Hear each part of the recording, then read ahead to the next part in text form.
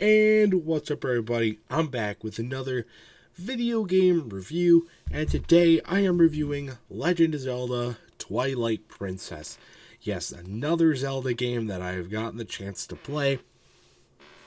So it had a complicated history. It was released back in 2006, but it was delayed a lot, and it was pretty controversial because a lot of stuff going on. And it ended up getting released on launch day for the Wii, but it was meant to be for the GameCube, so they just threw it in for the GameCube as well, and a lot of people didn't like that. But it's out now. This is a pretty unique game, as it's the most realistic looking Zelda game, which is what a lot of people thought they would want. And it wasn't what a lot of people wanted, because they never did it again. But anyway, So I played the Wii version, in case anybody wanted to know.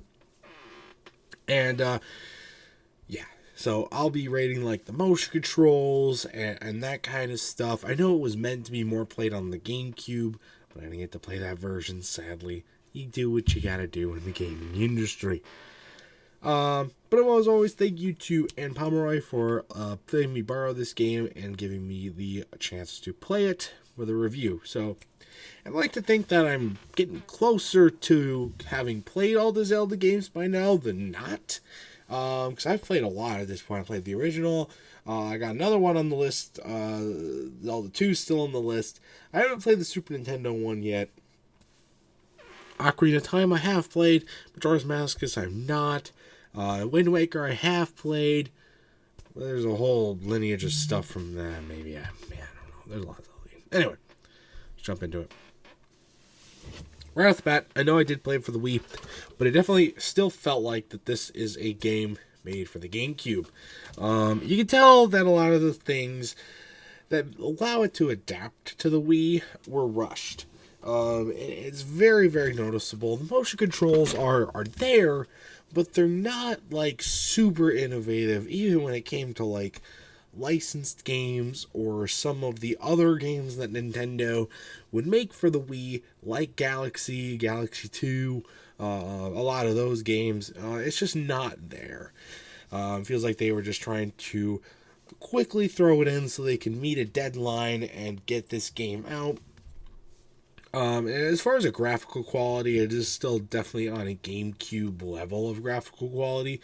There isn't much of a quality upgrade, I would say, graphically wise, from the Wii, from the GameCube to the Wii, but there's definitely a noticeable one. It's not with this one, no. So, and as far as the graphics go, they have not aged very well. I'll tell you that right now.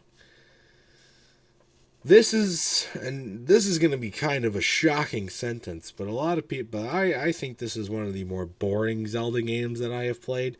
It's just not, and that says something, because a lot of Zelda games that I have played, you think the original, or Wind Waker, Ocarina of Time, Breath of the Wild, and then this one, they never really intrigue me. But like Breath of the Wild, Ocarina of Time, especially, even to an extent like Wind Waker, they definitely felt a little bit more exciting or attention-grabbing than Twilight Princess. Like, for like the first fucking hour of the game, roughly, you're going around and you're doing like common what's it called? Like household. I'm gonna call it household tasks, even though you're running around like the villages and stuff. And it's like you have to like rescue somebody's cat, and that branches off to a whole thing. And then you ride the horse, and the horse is getting a bath at the very beginning from a girl. The random thing. It's just, why? That is not a very captivating or attention grabbing way to start your game, I think, at least. And that's saying something for sure, because I think Zelda games are boring mostly. One of the bigger pieces for this game, and the reason why it's called Twilight Princess, is the Twilight realm that you play as in the game. It's definitely something. It's a very dramatic change, in my opinion, from the regular world of the game. But it's definitely where the excitement factor comes in. And I'm not saying Twilight Princess is 100% completely boring all the time. But in this sense, it's just very hard to get your attention to this point in the game when you get to the Twilight Realm. The wolf transformation is definitely something as well. So there you go. It's not something you really see in other Zelda games, but it's a cool little twist, I will say, for sure.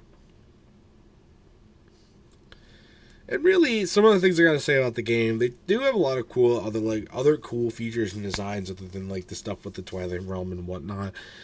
There's just also a lot of nothing in this game. Zelda games are very long. A lot of them are very, very long. At least 16, 17 hour long experiences for the main storyline. And sometimes there's more stuff with like the master quests or a lot of content to play in the games that can drive up the time if you're trying to like 100% complete the game. And this game, more than most, you can definitely tell that they had a lot of trouble with filler for the game. The segments between sequences in the game. You've got your combat stuff, and that's pretty cool. But getting between the combat, it's lacking a little bit for sure. And that's where I'd say a lot of nothing comes into the game. You get Ganon in there, but Ganon doesn't really feel necessary. Just not that great. It doesn't really feel necessary to have him in there since he's in there for just like the very end of the fucking game. Also, what the fuck did they do to Zelda? They like killed her off or some shit. That's just something that was just completely out there. Okay, you want to go from that level from Wind Waker? Go the right ahead, I guess. It's just wild. I mean, I guess the same people who thought furries would like this game, or made this game. I don't know. And of course, I do have to talk about the controls a little bit more. They work fine.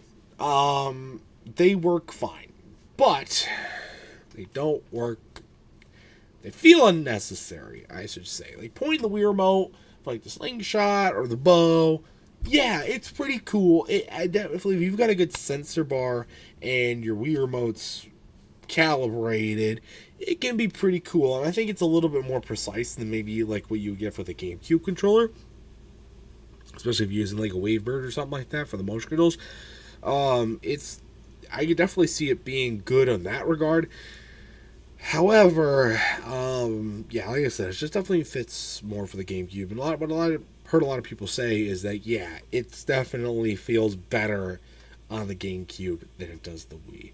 So there you go. But anyway, this game isn't bad. I've been ripping on this game most of this review, but it's not terrible. Zelda games always have a set level of quality that they're always going to hit. There's a lot of stuff to explore. There's a lot to do in this game. You're definitely going to get your money's worth, especially if you're a Zelda fan. If you're a big fan of like Renaissance fairs and all that kind of stuff, this is a game for you. You're going to love this game. But like I said before, in pretty much every one of my Zelda reviews up to this point, it's just not for me. It really just isn't. I'm still looking for that one Zelda game that's going to have the wow factor, that's going to get me hooked on the game, on the series, and I'm going to fall in love with it. I'm still waiting for that game, and the more I play, the less the chances that that's going to happen. Like I said, I got one more game on the list right now, the do, and I'll probably get more eventually. I mean, I still got Tears of the Kingdom as well, but that's just not for me. So my final score for Legend of Zelda Twilight Princess, I'm probably going to give this one a good 6 out of 10.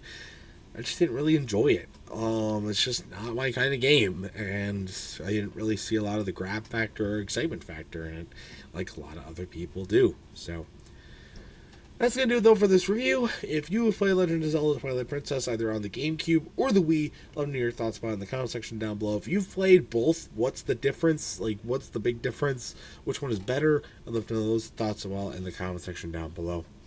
And that's going to do it for this video, so stay tuned for much more amazing content, including more game reviews and other awesome stuff. And until next time, see you guys later. Goodbye.